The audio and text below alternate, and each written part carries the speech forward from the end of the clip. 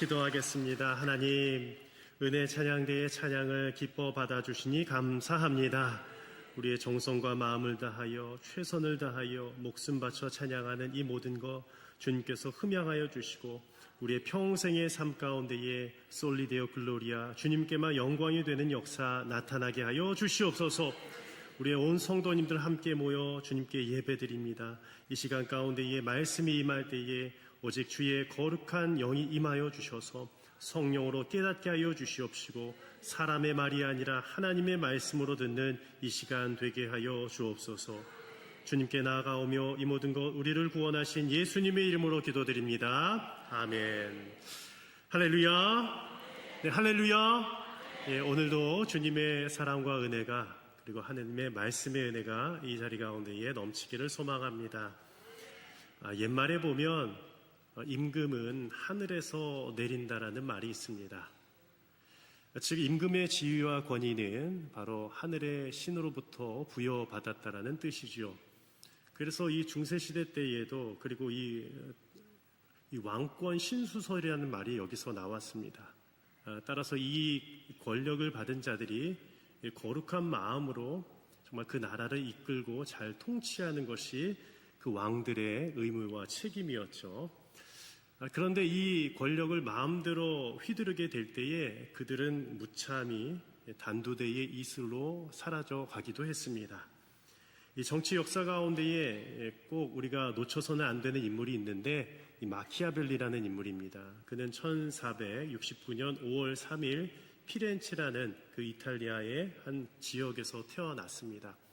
르네상스 시대였고요. 그 당시의 상황은요, 피렌체뿐만 아니라 밀라노, 베네치아, 나폴리 등 여러 이 지역이 각기의 권력을 가지고 있었던 군주에 의해서 통치되었던 시절이었습니다. 각 도시 간의 경쟁은 심화가 되었고요. 그리고 그 가운데 자신들의 정치적인 목적을 달성하기 위해서 수단과 방법을 가리지 않고 싸웠던 시대였습니다. 여러분들, 이 시대의 상황도 그러하지 않습니까? 서로가 수단과 방법을 가리지 않고 싸우는 시대가 바로 이 시대인 것 같습니다. 그것을 바로 요즘 현대적인 정치 용어로 마키아벨리즘이라고 합니다. 즉, 이 군주론에 나온 이 내용을 쓰고 있다라는 것이죠. 근데 이 군주론에 이탈리아 속담이 하나가 나오는데요. 이런 문구가 있습니다. 알렉산데르는 자기가 한 말을 지킨 적이 없고 카이사르는 자기가 한 짓을 말한 적이 없다라는 말이었어요. 즉 알렉산데르는 알렉산더 대왕인데 그는요 늘 거짓말을 많이 했던 자라고 알려져 있다고 합니다. 카이사르 이 황제는요 또한 자기가 한 일을 말한 적이 없는데 즉 은밀하게 계획을 했던 자가 이 카이사르 황제였다라는 것이었어요. 즉 이 군주론에서 말한 지도자는 자신들이 성공하기 위해서라면 거짓말도 서스럼 없이 해야 됐고요. 그리고 은밀하게 뒤에서 수많은 계획들을 해야만 그 시대의 군주로서의 역할을 감당할 수 있다고 당시 생각했다라는 것입니다. 그런데 한번 만약 이러한 자가 바로 내 곁에 있는 친구였다면 어떠할까요? 저도 한번 생각을 해봤습니다. 이러한 자가 내 친구였다. 거짓말을 그냥 함부로 하고 그리고 자신들의 권력을 마음대로 쓰는 자가 나의 친구였다면 그 우정을 지키기가 힘들었을 것 같습니다. 과연 이 시대에도 이러한 마키아벨리가 주장한 이러한 리더십이 맞을까요? 여러분, 오늘날의 지도자들은 권력 유지에만 급급해서는 안 된다는 것이에요. 국민의 신뢰와 지지를 기반으로 리더십을 세워야 하는 존재들이 바로 이 시대의 지도자들인 줄을 믿습니다. 여러분들, 이 군주론 당시의 시대는 중앙 집권적 시대였습니다. 그래서 이 오늘날의 민주주의와는 달리 한 사람에 의해서 모든 것이 다 결정되었던 때요. 막강한 권력이 있었습니다. 그러나 오늘날의 민주주의의 힘은 어디서 나옵니까? 바로 국민으로부터 나오는 줄을 우리는 믿어요. 제가 이 믿는다라는 표현이 좀 이상할 수도 있겠지만 이 주권은 국민으로부터 나오는 것이에요. 아무리 어떠한 리더십이 세워졌어도 그들이 잘못된 길을 걸어가게 되면 국민들은 다시금 일어날 수 있다는 것이에요. 그것이 바로 이 시대의 민주주의의 꽃이라는 것입니다. 그래서 지도자들에게는 투명성이 필요하고요, 책임감이 필요합니다. 그리고 선고 공약을 잘 지키는 것이 중요합니다. 리더가 내뱉은 말을 잘 지키지 않으면 그 리더는요, 신뢰를 금방 잃어버리게 됩니다. 그래서 요즘 시대의 리더십 가운데에 이러한 말이 아주 중요하게 대두되고 있는데요. 지속 가능한 리더십이라는 것이에요. Sustainable leadership이에요. 요즘 리더십들은요, 너무나도 이 지속 가능하지 못하기 때문에 빨리 바뀌게 되는데, 어떻게 하면 이 리더십이 지속 가능할 수 있을까? 저는 세 가지를 꼽습니다. 지속 가능한 리더십은 신뢰, 진정성, 장기적인 비전을 기반으로 세워진다는 것이에요. 무엇이라고요? 첫 번째 뭐라고요? 신뢰입니다. 두 번째 뭐라고요? 진정성입니다. 그리고 세 번째는 장기적인 비전입니다. 즉, 이 세 가지가 있을 때에 이 지속 가능한 리더십이 이루어질 수 있다는 것이에요. 과연 우리들 주변에는 이러한 신뢰와 진정성을 가지고 있는, 그리고 장기적인 비전을 가지고 있는 리더십이 있는가 한번 질문을 해보아야 돼요.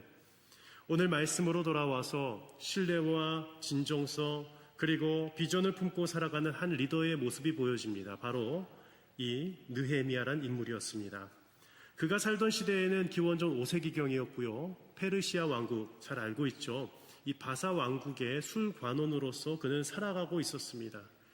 아무것도 부러울 것 없는 아주 높은 지위에 있었던 자였고요.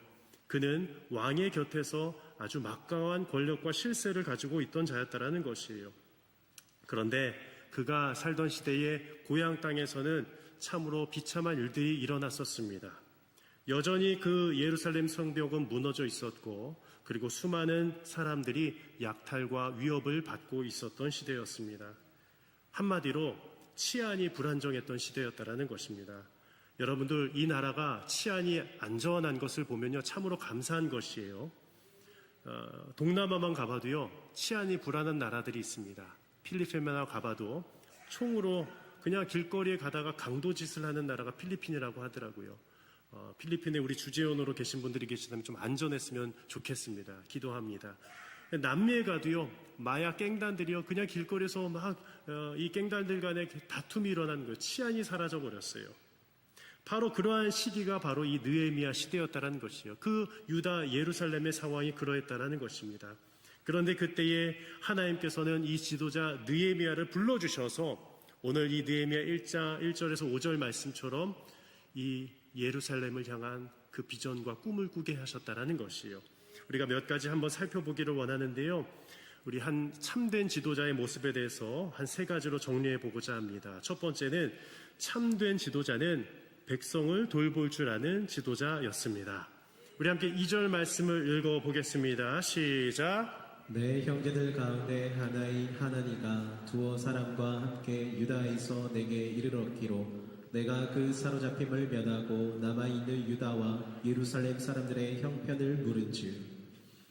오늘 2절 말씀에 보면 이 내 형제들 가운데의 하나인 하나니가 두어 사람과 함께 이 느헤미야를 방문했다라고 기록하고 있어요. 너무 중요한데요. 무엇이냐? 이 형제들, 바로 이 하나니는 이 형제, 아마 먼 친척이었거나 동족의 신분이었겠죠.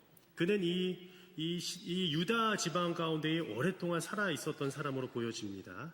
그런데 이 느헤미야를 찾아왔을 때 이 거리가 무려 직선거리로 한 1000km 정도나 되는 것이에요. 그 당시에는 열차도 없었고 비행기도 없었고 자동차도 없었습니다. 그 먼 거리를 사명을 가지고 이 느헤미야를 만나기 위해서 갔어야 됐다는 것이요. 그 느헤미야를 찾아간 이유에 대해서는 기록하고 있지는 않지만 어떤 말해야 될 어떤 이유들이 있었다는 것이에요. 그것이 바로 이후에 한번 말씀 가운데 살펴볼 텐데요. 먼저 그들의 신분에 대해서 성경은 이렇게 이야기하고 있습니다. 사로잡힘을 면하고 남아있는 유다와 예루살렘 사람들이었다라는 것이에요. 이 사로잡힘을 면했다라는 말은 무슨 뜻이냐? 이 포로기 이후에 다시금 유다 땅으로 돌아갔던 사람들을 의미한다라는 것이요. 역대하 36장 22절에서 23절의 말씀인데요. 제가 읽어드리겠습니다. 바사의 고레스왕 원년에 여호와께서 예레미야의 입으로 하신 말씀을 이루시려고 여호와께서 바사의 고레스 왕의 마음을 감동시키심에 그가 온 나라에 공포도 하고 조소도 내려 이르되 바사왕 고레스가 이같이 말하노니 하늘의 신 여호와께서 세상 만국을 내게 주셨고 나에게 명령하여 유다 예루살렘에 성전을 건축하라 하셨나니 너희 중에 그의 백성 된 자는 다 올라갈지어다. 너희 하나님 여호와께서 함께 하시기를 원하노라 하였더라. 아멘. 한번 말씀 계속 띄워주십시오. 이것은 기적이었습니다. 그 이스라엘 백성들이 이 바벨론 땅 가운데 포로로 머물러 있었는데 그때 바벨론 왕국이 무너지면서 그리고 이 고레스가 통치하면서 그들은 그들의 신앙을 존중하기 시작했고 그들의 신앙의 자유를 따라서 이 예루살렘으로 돌아가도록 명령했다라는 것이에요. 근데 오늘 말씀에는 이렇게 분명히 기록하고 있어요. 여호와께서 바사의 고레스 왕의 마음을 감동시키심에 하나님께서는요 그리스도인이 아니랄지라도 비그리스도인일지라도 때로는 마음을 감동시키실 때가 있습니다. 그래서 하나님 나라 일에 동참시키실 때가 있다라는 것이에요.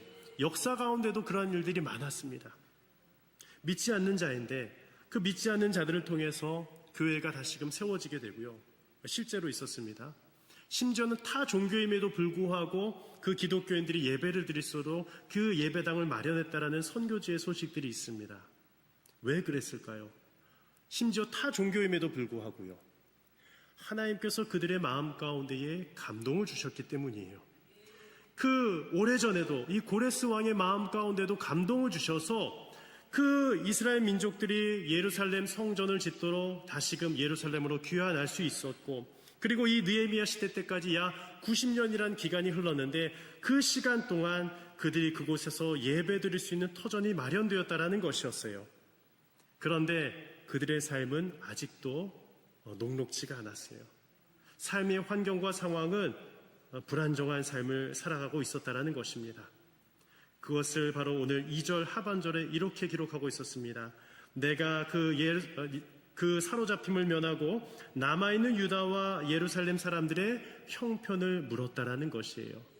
즉 느헤미야는 이 하나님의 상황을 보니까 몰골이 초췌한 것이에요. 근심이 있었어요. 그래서 형편을 물었습니다. 그때의 소식을 들었을 때에 너무 안타까웠다는 것이에요. 큰 환난을 당했다는 소식을 들었다는 것이에요. 사실 이 느헤미야는요, 남의 형편을 물어보지 않아도 될 정도로 안락하고 평안한 삶을 살았습니다. 여러분들 사람이요, 평안한 삶을 살게 되면요, 어려운 사람의 형편을 잘 느끼지 못할 때가 있어요. 우리가 너무나도 잘 살게 되지 않았습니까? 그러면 어떤 어려운 사람들이 눈에 들어오기가 쉽지가 않습니다. 그런데요, 우리 가족 가운데에 암 환우가 있고 아파하는 자가 있으면요, 그러면 똑같이 아파하는 그 암 환우가 보이기 시작한다는 것이에요. 우리 가족 가운데에 실직한 우리 가정에 가장이 있다면 또 경제적으로 어려움을 겪는 그 가정이 눈에 돌아오기 시작한다는 것입니다. 이처럼 리더는 구성원들의 형편을 물어보는 자여야 되는 거예요. 그것이 바로 구성원들을 돌보는 자라는 것입니다. 이 리더십의 대가 존 맥스웰의 책 리더십 불변의 법칙을 보면 이 관계의 법칙이라는 이 단락이 나옵니다. 이곳에서 미국의 한 대통령을 소개하고 있는데요. 그의 이름은 레이건입니다. 여러분들 이 레이건 대통령의 여러 가지 장점 중에 하나가 소통의 리더십이었어요. 이 소통의 능력이 너무나도 탁월해서요. 그는요, 이 탁월한 공감 능력을 가지고 수많은 사람들과 소통을 하는데 힘썼습니다. 그런데 그의 능력은요, 자신의 측근들 주변에서도 그것이 발휘가 되었다는 것이에요. 그래서 그의 별명이 이렇게 붙여졌습니다. The Great Connector. 바로 위대한 연결자였다는 것이에요. 위대한 연결자, 무엇이냐? 수많은 사람들과 소통을 연결했고 또 수많은 사람들이 떨어져 있었을 때 그것을 연결할 수 있는 커넥터가 되었다는 것이요. 참된 리더십 아니겠습니까? 여러분들 리더십은 바로 이러한 자여야 되는 것이에요. 우리는 연결자가 되어야 되는 것이에요. 한 예화인데요. 그가 순방 일정을 마치고 그리고 마리오너를 타고 백악관에 이제 도착을 하겠는데 이제 헬리콥터가 소리가 들렸습니다. 툭툭툭툭툭툭 소리가 나잖아요. 그리고 마리오너니 이제 막 도착하면요. 여기저기서 사람들이 뛰쳐나왔다고 해요. 당연히 나와야 되겠죠. 이 대통령이 이제 왔으니까요. 그런데 그때 이 도나 엘리엇이라는 직원 한 명이 이렇게 외쳤다라고 합니다. Daddy son. 아빠가 돌아오셨다. 실제 아빠가 아닌데도 불구하고 그 레이건 대통령이 얼마나 친근하게 또 소통하는 사람이었다면, 마음을 터놓는 그런 대통령이었다면 그런 얘기를 할 수 있었을까요? 여러분들, 요즘의 리더십이 이러한 리더십을 요구한다는 것이에요. 친근한 리더십, 아빠 같은 리더십. 여러분들, 요즘에 이런 소문이 들리고 있어요. 제가 식당에 가면 그 주변이 홍해처럼 막 갈라진다라고 합니다. 그래서 제가 이제 장로님들과 이제 식사를 보통 하게 되는데, 이제 앞으로는 우리 권사님들 자리에 쫓아가서 한번 식사를 하려고 합니다. 그리고 우리 안수집사님들도요. 그리고 우리 찬양대원들도, 그리고 우리 3040들도 함께 식사를 했으면 좋겠어요. 왜냐하면 소통이 필요하기 때문이에요. 우리 어른들과의 소통도 중요하고요. 모든 성도님들과의 소통도 중요하기 때문입니다. 그러한 그 그레이트 커넥터로서의 사명이 필요하다는 것이에요. 여러분들, 이 느헤미야의 모습이 그랬다라는 것이에요. 얼마 전에 한 회사에서 이 CEO의 고백인데요. 그는요, 불쑥 회사에 늘 순방을 갔어요. 무엇이냐?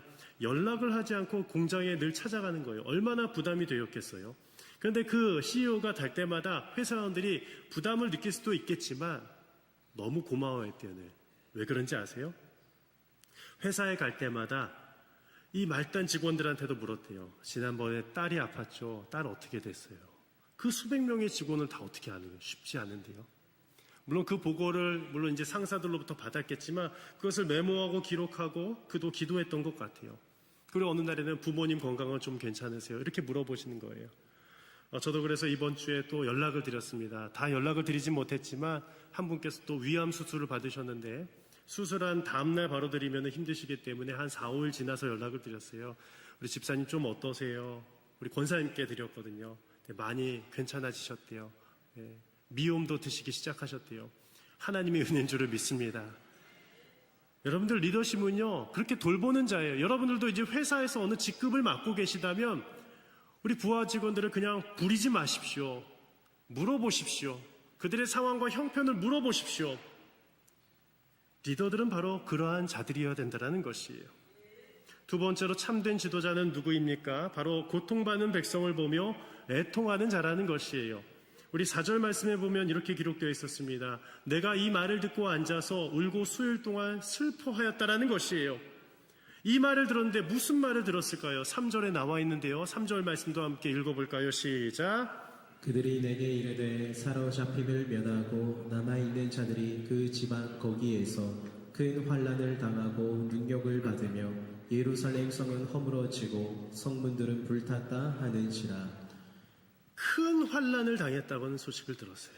그래서 환난은요, 불행, 고난이라는 말입니다.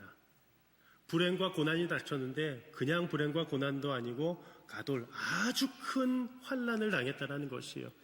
여러분들, 이런 것은 어떤 일입니까? 우리가 일상생활에서 느끼지 못한 환난이라는 것이에요. 그들의 모든 것이 삶의 터전이 빼앗겨버리고 무너져버린 것이 바로 이들의 현실의 상황이었다는 것입니다. 그런데 그때에 그들의 마음 가운데 어떤 마음이 있었을까요? 괜히 우리가 이곳에 왔나? 왜 하필이면 우리들의 조상들이 이 땅 가운데 와서 성전을 짓고자 그런 무모한 생각을 했을까? 다시 그냥 돌아가는 것이 나을까? 여러 가지 생각이 들었을 겁니다. 그럼에도 불구하고 그들 가운데에는 한 가지 사명이 또 있었어요. 이제 성벽을 쌓으면 그래도 보호함 받을 수 있을 텐데. 무엇보다도 그들에게 힘들었던 것은, 가장 큰 환난은 성벽이 없었다라는 것이에요. 여러분들, 영적인 너무 중요한 원리를 제가 말씀을 드리겠습니다. 여러분들, 영적인 원리 가운데 우리는 성전이 있고요, 성벽이 있습니다. 성전은 예를 들어서 우리가 교회라고 볼 수 있을 것 같아요. 우리가 함께 예배드릴 수 있는 공간이고, 또 가정에서 예배드릴 수 있다면 그것이 가정의 성전 예배 공간이 될 수 있습니다. 근데 이 성전 가운데에 보호가 필요한데요, 이 큰 테두리가 바로 성벽입니다. 이 성벽이 없다면 어떻게 되는지 아세요? 우리가 그냥 아무나 들락날락하면서 도둑질할 수도 있고 음해할 수도 있고 때로는 우리가 피해를 입을 수도 있다는 것이에요. 제가 예전에 전에 교회 다닐 때에 한번 교회를 늘 오픈을 했어요. 기도의 자리로 가서 24시간 열어두었습니다. 그런데 어느 날 장로님들과 논의하면서 다시는 24시간 열어두면 안 되겠다 싶었어요. 참 안타깝죠. 왜 그런지 아세요? 그때 카메라들을 한 도둑이 와가지고 다 떼간 거예요. 야, 그때 긴급 상황이었어요. 그 하나당 수백만 원짜리인데 그걸 떼간 거예요. 그래서 그때부터 시건장치를 한 거예요. 물론 교회의 문턱은 낮아야 되겠지만, 그런데 또 여기서 그냥 아무나 도둑 놈들이라고 하면 안 되죠. 도둑이 그냥 왔다 갔다 하면 안 되잖아요. 그쵸? 예전엔 또 이렇게 헌금 바구니도 있었는데 그게 있는데 어느 날 이게 헌금 바구니가 사라졌어요. 왜 그랬겠어요? 그냥 어느 날 보니까 CCTV 돌려보니까 차 모자를 푹 눌른 사람이 그냥 손 집어넣어가지고 그냥 가져가는 거예요. 그래서 문이 필요하고요, 성벽이 필요한 거거든요. 여러분들 지금 여러분들 집 살면서 밤에 주무실 때 문 활짝 열고 주무신 분들 계시죠? 꽁꽁 아래 잠그고 위에 잠그고 보니까 신방 가니까 문 3개 잠그는 분들도 계시더라고요. 열쇠가 3개래요. 왜 그러겠어요? 안전 때문이에요. 치안 때문이에요. 요즘 시대가 그래요. 옛날에는요 그냥 문 활짝 열고 지냈어요. 그렇죠? 시골에 가면 그냥 문 활짝 열고 그냥 와서 이웃 사촌들끼리 다 살았습니다. 근데 요즘 시대는요 그게 쉽지 않은 시대가 되어버렸어요. 그래서 성벽이 필요하고 문이 필요한 거예요. 담장이 필요한 것이에요. 오늘 이 시대 가운데에 느헤미야가 살던 시대 가운데에 성전은 있었지만 그 성전은 있었지만 성벽은 회파되었다는 것이요. 불타버렸다는 것이에요. 오늘 말씀 가운데 이렇게 기록되어 있습니다. 예루살렘 성은 허물어지고 성문들은 불탔다라는 것이에요. 그래서 그 성벽을 지어야 했습니다. 그런데 그때 느헤미야는 처음으로 어떤 반응을 보였을까요? 4절 말씀인데요. 우리 4절 말씀을 함께 읽어보겠습니다. 시작. 내가 이 말을 듣고 앉아서 울고 수일 동안 슬퍼하며 하늘의 하나님 앞에 금식하며 기도하여 내가 이 말을 듣고 앉아서 울었어요.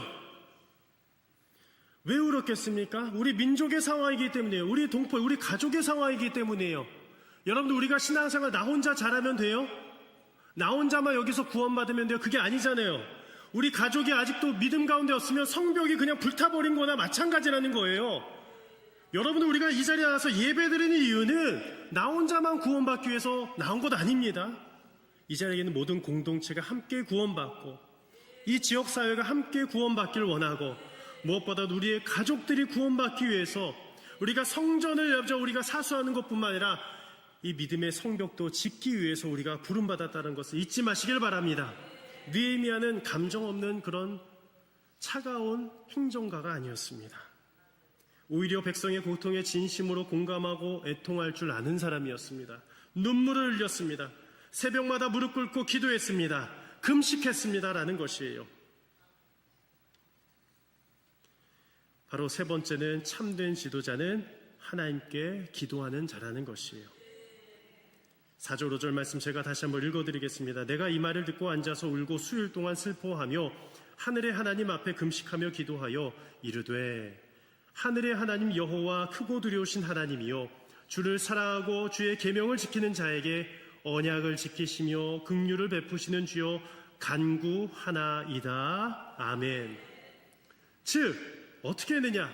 식음을 전폐했어요. 금식했어요. 그리고 기도했어요. 기도의 자리로 나아갔습니다. 그리고 나서 처음으로 고백한 말이 이 고백이었어요. 하늘의 하나님 여호와여 크고 두려우신 하나님이여 라고 외쳤어요.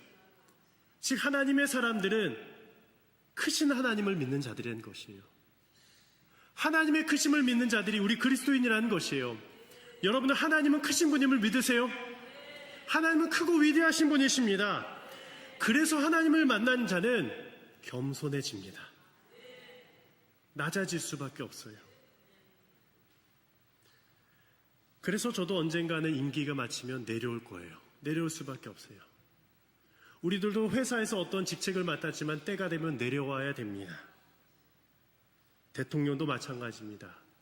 때가 되면 언젠가는 내려올 수밖에 없는 존재, 사람일 뿐이라는 것이에요. 그래서 이런 글귀를 한번 적어보았어요. 사람은 언젠가 모두 다 임기가 끝나고 높은 자리에서 내려와야 하는 존재입니다 라는 것이에요. 그때까지 우리들은 겸손한 마음으로 낮은 자세로 크고 두려우신 하나님께 기도하는 백성이 되시기를 바랍니다. 따라서 참된 지도자는 어떠한 존재입니까? 우리 함께 이 문구를 읽어보았으면 좋겠는데요. 바로 우리들도 그러한 리더가 되기를 바랍니다. 함께 읽어보겠습니다. 시작. 리더는 자신의 힘이 아닌 기도를 통해 하나님께서 역사하실 것을 믿는 자입니다. 여러분들 믿으십니까? 리더는 자신의 힘이 아니라 기도를 통해 하나님께서 역사하실 것을 믿는 자가 바로 참된 리더인 줄 믿습니다. 마틴 루터 킹의 유명한 명언으로 마치려고 해요. 기도는 하나님의 뜻을 구하는 것이며 그것이 우리의 삶을 변화시키는 힘이 됩니다. 기도는 신앙의 표현이며 정의를 실현하기 위한 도전의 원천이 됩니다. 여러분들 이 나라가 바르게 세워지기를 원하십니까? 그렇다면 우리가 먼저 바르게 세워져야 됩니다.